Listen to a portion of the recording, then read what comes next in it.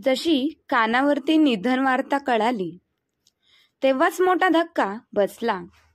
परंतु जेव्हा मॅनेजरने सांगितले ते दुसरे तिसरे कोणाचीही नसून वडिलांची आहे, तेव्हा अमितच्या पायाखालची जमीन सरकली. अमित, राधिका तातडीने वृद्धाश्रमामध्ये गेले. पांढरे शुभ्र कपडे परिधान केलेला अमित आणि त्याची बायको राधिका आपल्या वडिलांचे शव पाहत होते.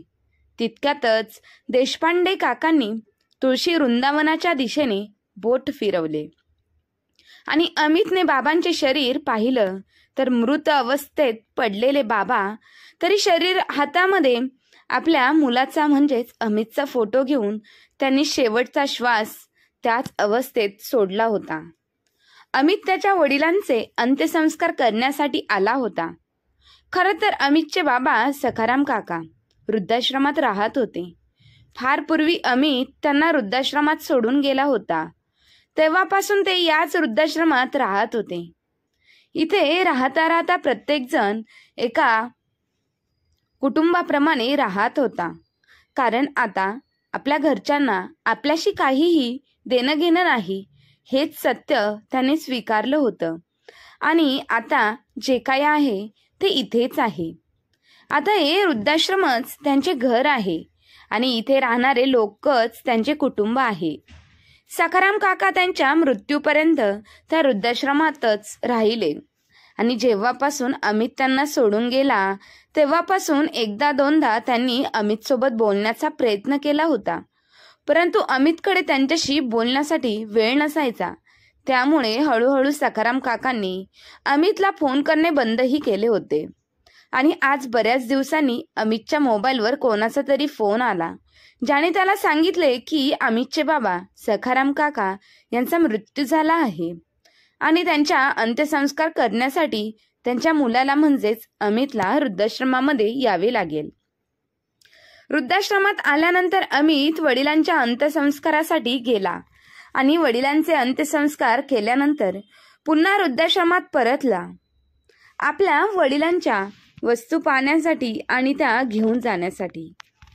खरं तर मरणाआधी सखाराम काकांनी आपल्या एका सहकार्याला सांगितले होते की त्यांच्या मृत्यूनंतर जर त्यांचा मुलगा अंतिम संस्कार करण्यासाठी आला तर त्यांची एक शेवटची इच्छा होती आणि त्यांनी ती शेवटची इच्छा एका कागदावर लिहून त्यांच्या बॉक्समध्ये ठेवली होती. जेव्हा अंतिम संस्कार करण्यासाठी आला तेव्हा त्यांच्या मित्राने त्याला त्यांचे शेवटचे इच्छापत्र आणि बॉक्सबद्दल सांगितले. ते पाहण्यासाठी अमित वृद्धाश्रमात परतला होता. वृद्धाश्रमात पोहोचल्यानंतर अमितने वडिलांनी लिहिलेले पत्र पाहण्यासाठी बॉक्स उघडला. त्यामध्ये काही जुन्या वस्तू पडल्या होत्या आणि अमितला त्या जुन्या वस्तूमध्ये त्याची उपयोगाची कोणतीही वस्तू वाटली नाही. अमितने ते पत्र शोधणे सुरू केले, जे त्या बॉक्सच्या सर्वात खालच्या तळाला एका पेपर खाली ठेवले होते. अमितने त्याच्या वडिलांनी लिहिलेले पत्र उचलले आणि ते पत्र वाचू लागला.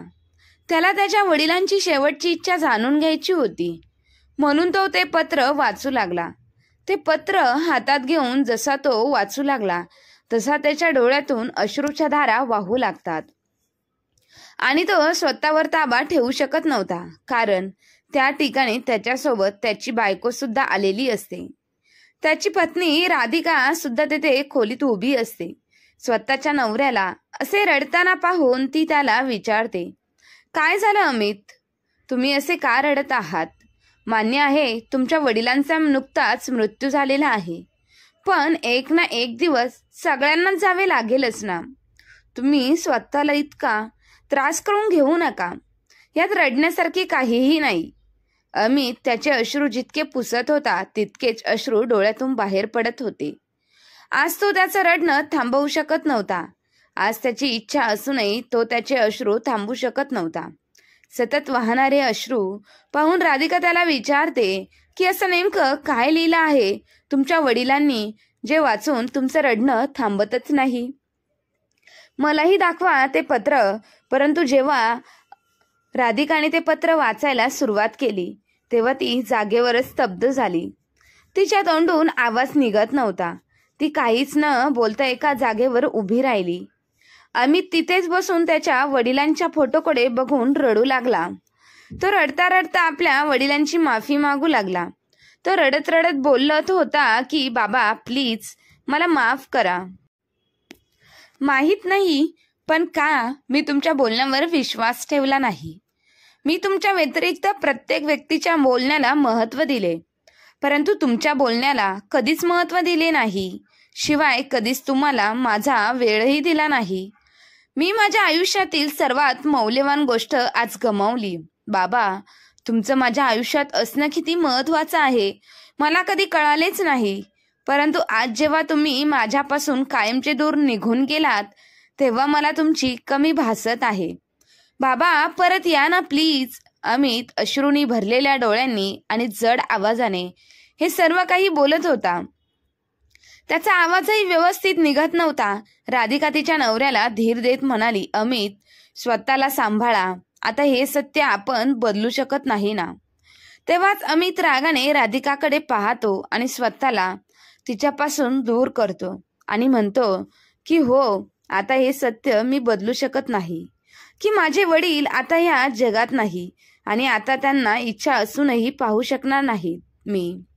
पण तेव्हा जगात होते आणि जेव्हा त्यांना माझ्यासोबत बोलायचे होते, त्यांना मला भेटायचे होते, तेव्हाही मी त्यांना भेटू शकलो नाही, फक्त तुझ्यामुळे. लहान लहान गोष्टीमुळे तू माझ्या वडिलांबद्दल काय काय बोलली होतीस. राधिका, तू माझ्या वडिलांविरुद्ध माझ्या मनात किती काय काय भरवलेस आणि मी तुझ्या गोष्टींमध्ये अडकून इच्छा नसतानाही माझ्या वडिलांना घराबाहेर काढले. आणि माझे वडील मला सतत सांगत होते की त्यांची काहीही चूक नाहीये, त्यांनी काहीही केलं नाही. पण मी त्यांचं काहीही न ऐकता तुझ्या बोलण्यावर विश्वास ठेवला आणि तू माझाच इतका मोठा विश्वासघात केला.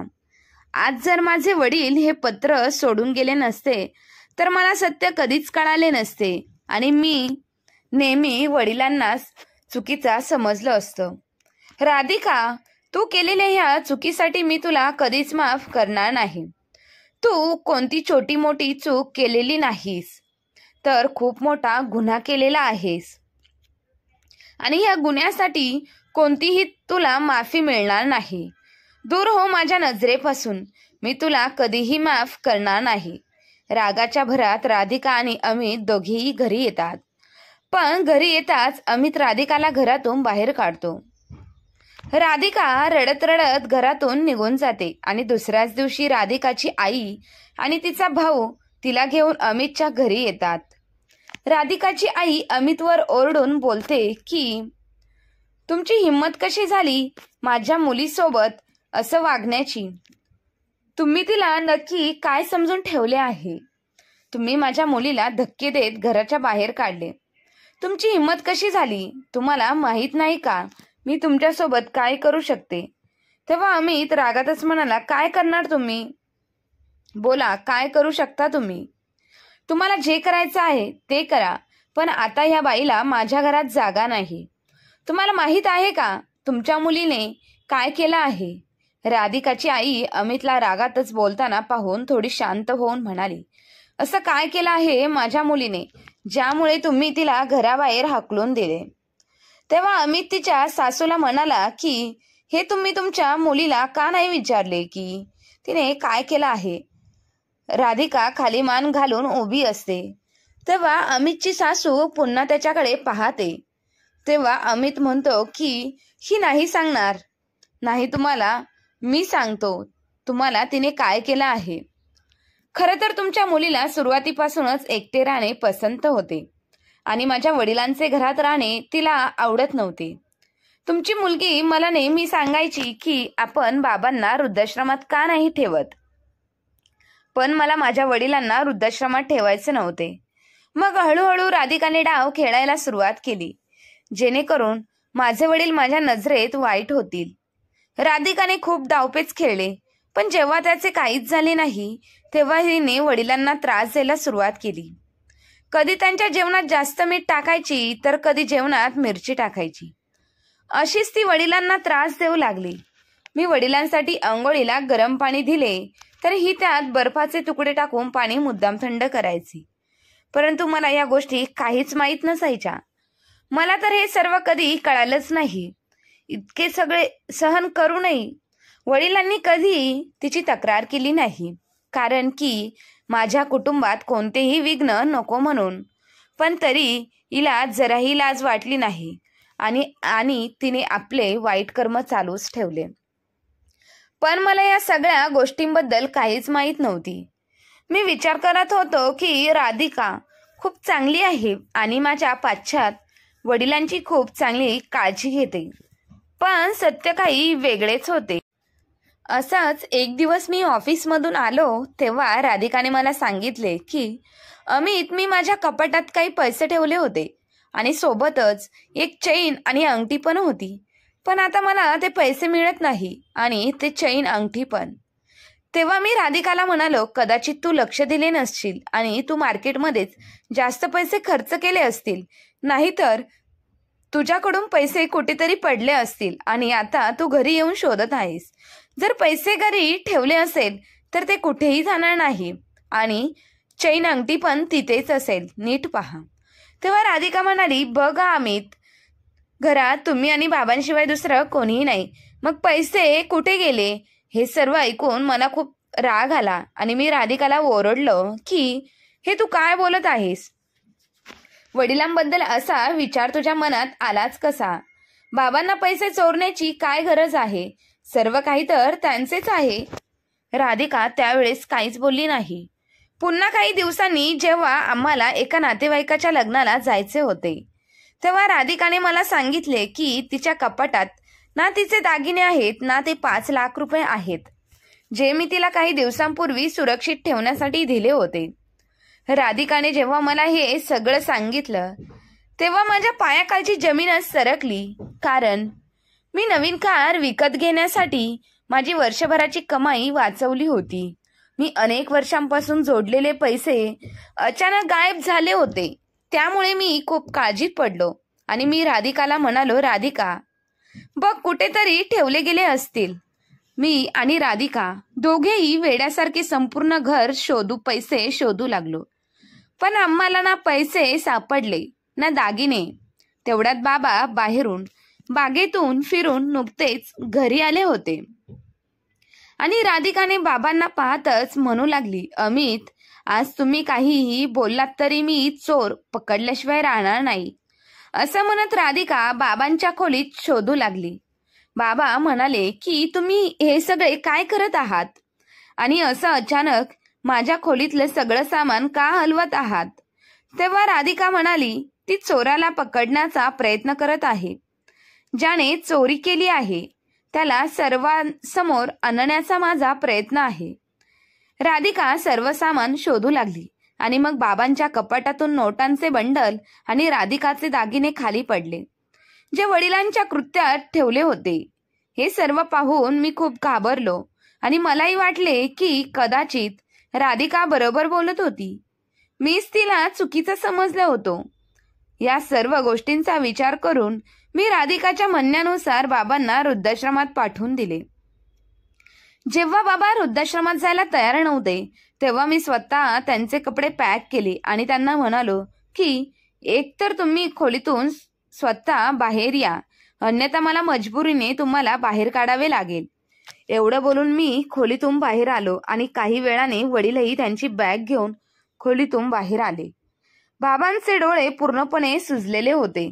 कदाचित ते रात्रभर रडत होते. बाबा मला एवढंच सांगत होते की माहित नाही बेटा, हे सर्व सामान माझ्या कपाटात कसे आले, हे सर्व कोणी केले, परंतु मी तुमच्या मुलीला बोलण्यात अडकून त्यांचे काहीही म्हणणे ऐकले नाही आणि त्यांना वृद्धाश्रमात घेऊन आलो. बाबा मला संपूर्ण रस्त्यात हेच सांगत होते की मी काहीही केलेले नाही, यात माझी काहीही दोष नाही. बाळा, मला अनाथ आश्रमात पाठवू नकोस. मी घराच्या कुठल्याही कोपऱ्यात पडून राहील. मी फक्त तुझा चेहरा पाहून जगेल. मला तुझ्यापासून दूर नेऊ नकोस. तुझ्या आईच्या मृत्यूनंतर तू माझा एकमेव आधार आहेस. तू पण मला असंच सोडलं तर मी जगू शकणार नाही. बाबा मला पुन्हा पुन्हा सांगत होते, पण मी तुमच्या मुलीच्या सांगण्यावरून त्यांना वृद्धाश्रमात सोडले आणि पुन्हा मागे वळून कधीच पाहिले नाही.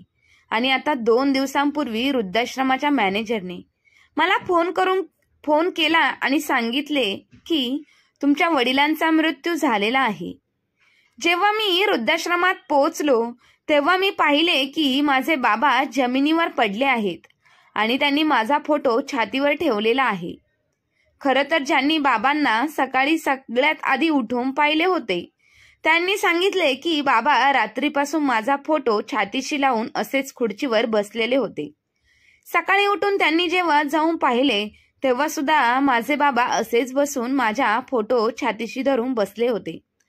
पण त्या मुलांनी जाऊन जसं वडिलांना थोडे हलवले तर बाबा खाली जमिनीवर पडले. त्यांनी डॉक्टरांना बोलावून तपासणी केली तेव्हा मला कळाले की बाबा आता राहिलेले नाहीत. ते हे जग सोडून निघून गेले होते. मी माझ्या वडिलांसाठी दुःखी होतो, पण हद्द तर तेव्हा झाली जेव्हा मला तुमच्या मुलीचे सत्य कळाले. आणि हे सत्य मला कधीच कळाले नसते जर माझ्या वडिलांच्या मित्राने मला माझ्या वडिलांच्या शेवटच्या पत्राबद्दल सांगितले नसते तर. त्यांनी मला सांगितले की माझ्या वडिलांनी माझ्यासाठी एक शेवटचे पत्र सोडले आहे आणि माझ्या वडिलांची शेवटची इच्छा होती की मी त्यांनी पत्रात लिहिलेली इच्छा पूर्ण करावी. मी जेव्हा वृद्धाश्रमात पोहोचल्यावर बाबांनी घरून आणलेली बॅग उघडली. त्यात बाबांच्या काही जुन्या वस्तू पडल्या होत्या. ती बॅग उघडल्यावर मला तळाशी एक चिठ्ठी सापडली आणि ती चिठ्ठी म्हणजे माझ्या वडिलांचं शेवटचं पत्र जे त्यांनी माझ्यासाठी लिहिलेलं होतं.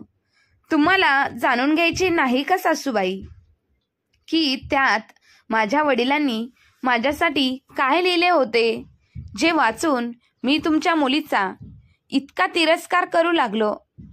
अमित त्याच्या डोळ्यातील अश्रू पुसत म्हणाला, सासूबाई, माझ्या वडिलांनी लिहिलेल्या पत्रात मला त्यांनी सर्व गोष्टी सांगितल्या की मी ऑफिसला गेल्यावर राधिका त्यांना किती त्रास द्यायची.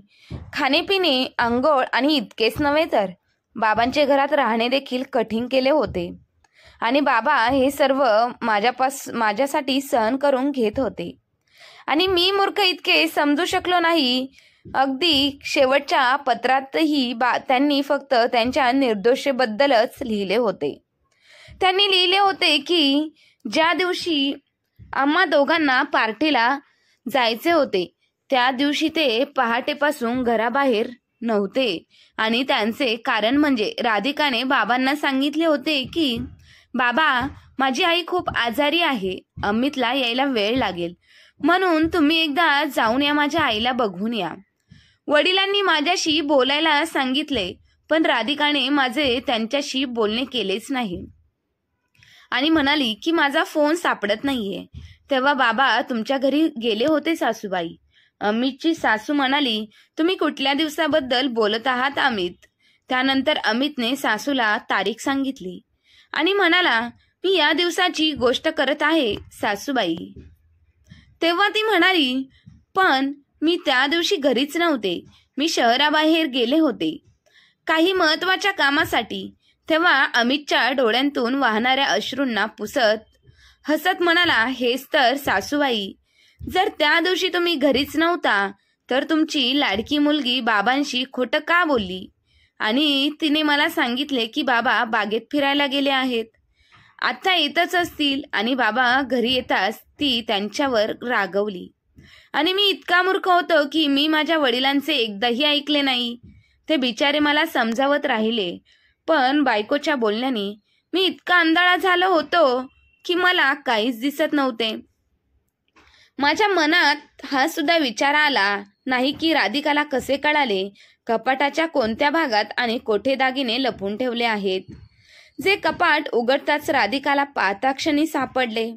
त्यावेळेस मी सुद्धा हा विचार केला नाही की जर बाबांनी चोरी केली असती किंवा चोरलेले पैसे त्यांच्याकडे असते तर त्यांनी त्या चोरलेल्या पैशांचे काय बरे केले असते, कारण त्यांना माझ्याशिवाय दुसरे कोणीही नव्हते. आणि महत्वाचं म्हणजे ही एवढी मोठी चूक तर राधिकाने केलीच केली, परंतु माझ्या देवासारख्या बाबांनी पत्रामध्ये एवढी एक महत्वाची गोष्ट लिहिलेली की ती ऐकून मला जगण्याची निराशाच हरपून गेली आहे. कारण माझे बाबा कधीही खोटे बोलले नाहीत. मी त्यांच्यावर त्यावेळी अविश्वास दाखवला म्हणून की काय माझ्या बाबांनी आयुष्यभराची ही सजा देऊन मला निघून गेले. ते सत्य म्हणजे असं की माझ्या बाबांचा दत्तक पुत्र आहे मी. एका रस्त्याच्या कडेला बसलेलो असताना भर पावसात माझ्या सावित्री आईने आणि बाबांनी तिथून मला उचलून आणले. ते आजपर्यंत त्यांनी मला मुलगा म्हणून सांभाळला आहे. त्यांना मुलगा किंवा बाळ होत असताना देखील त्यांनी बाळ होऊ दिले नाही.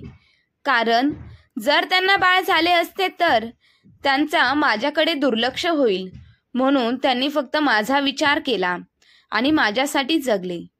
परंतु मी मात्र आयुष्याच्या शेवटी त्यांचा वनवास केला. मी त्यांचा सक्का मुलगा नसून त्यांनी रस्त्यावरून मला उचलून आजपर्यंत माझं पालनपोषण केलं आणि जाता जाता त्यांनी त्यांची सगळी प्रॉपर्टी, पेन्शन, दागिने माझ्या नावावर करून गेले आणि मी मात्र त्यांच्याशी असा क्रूर वागलो. मी तर त्यांच्या आयुष्यभर ऋणी राहीलच, परंतु हिने या राधिकाने एवढी घाण चूक केली आहे की तिचा नवरा रस्त्यावर पडलेला उचलून आणून ज्या देवाने सांभाळलं त्या देवाने सगळी प्रॉपर्टी यांच्यासाठीच ठेवून गेला.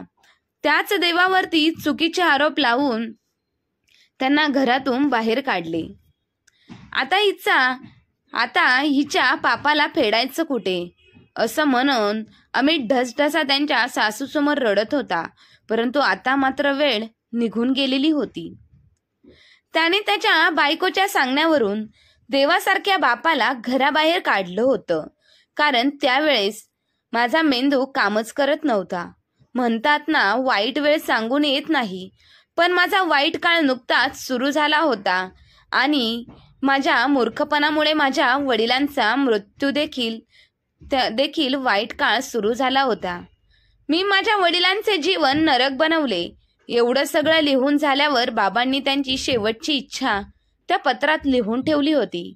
आणि तुम्हाला माहीत आहे सासूबाई, त्यांची शेवटची इच्छा काय होती? मी तुमच्या मुलीला घरात ठेवायचे आणि माझ्या कुटुंबासोबत आनंदाने राहायचे, अशी शेवटची इच्छा त्यांनी लिहून ठेवली होती. त्यांना फक्त त्यांचे निर्दोषत्व माझ्यासमोर सुद्धा सिद्ध करायचे होते.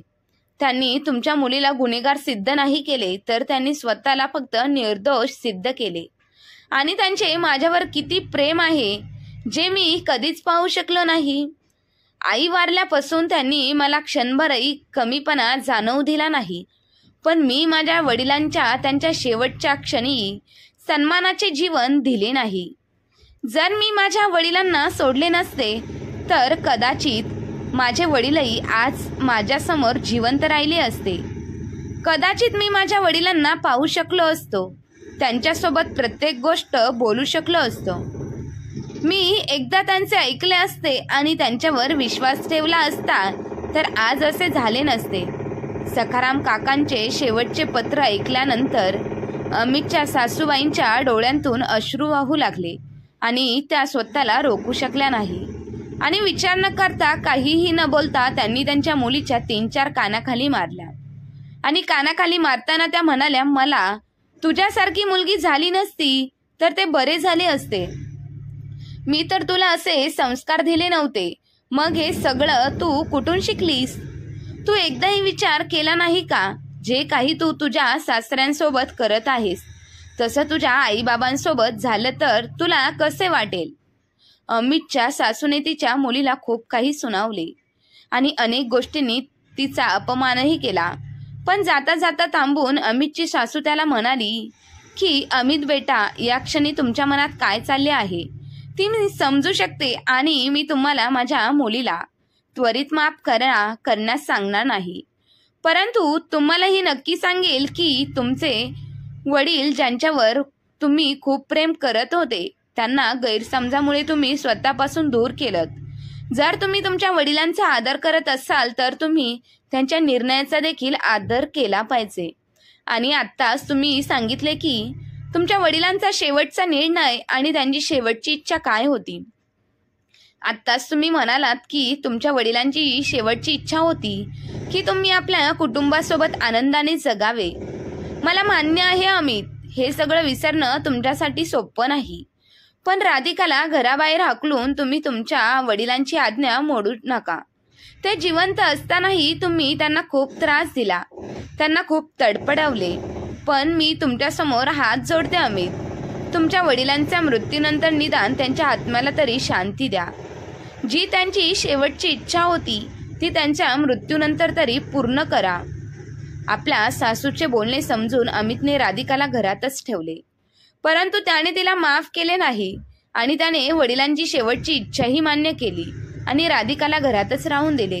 आणि आता तिच्या नवऱ्याचं तिच्याशी वागणं पाहून ती रात्रंदिवस स्वतःला विचारत राहिली की तिने का आपला सोन्यासारखा चाललेला संसार उद्ध्वस्त केला. आता तिला प्रश्न पडतो की तिने सासऱ्यासोबत इतका अन्याय का केला होता. त्यांची काय चूक होती की त्यांना त्यांच्या मुलाकडे इतका त्रास सहन करावा लागला. आता राधिकाला तिची चूक कळाली, पण अमितने तिच्या चुकांना माफ केले नाही. पण राधिकाला अजूनही आशा आहे की एक ना एक दिवस अमित तिला माफ करेल. कारण आता राधिका तिच्या सासऱ्यांसारख्या इतर वृद्ध लोकांना मदत करायची पुढाकार घेत आहे. पण अमित आजही तिच्यासोबत बोलत नाही. कदाचित राधिका तिच्या कृत्याची शिक्षा भोगत आहे. मित्रांनो, कोणतीही गोष्ट स्वतः डोळ्यांनी पाहिल्याशिवाय किंवा स्वतः त्याचा अनुभव घेतल्याशिवाय कोणत्याही टोकाचा निर्णयाला जाऊ नये. जसा अमित त्याच्या वडिलांच्या विषयी गेला होता आणि आज समाजामध्ये सासू सासरे सांभाळण्याचा आजच्या पिढीला किंवा तरुण मुला मुलींना कंटाळा आलेला आहे. म्हणूनच काहीही बहाणे काढून किंवा त्यांच्याशी चुकीचे वर्तन करून कोणत्याही गैर गोष्टी करतात. जसं की राधिकाने चोरीचा आरोप लावला, परंतु तुम्ही एखाद्याबद्दल चुकीचं केलं तर ते देव सुद्धा तुमच्याबद्दल चुकीचं करतो. तर मित्र आणि मैत्रिणींनो, आजची कथा कशी वाटली आणि अमितने राधिकाला दिलेल्या शिक्षेबद्दल तुमचं काय मत आहे ते कमेंट बॉक्समध्ये नक्की कळवा. आणि कथा आवडली असल्यास आपल्या चॅनलला लाईक, शेअर, सबस्क्राईब नक्की करा. धन्यवाद.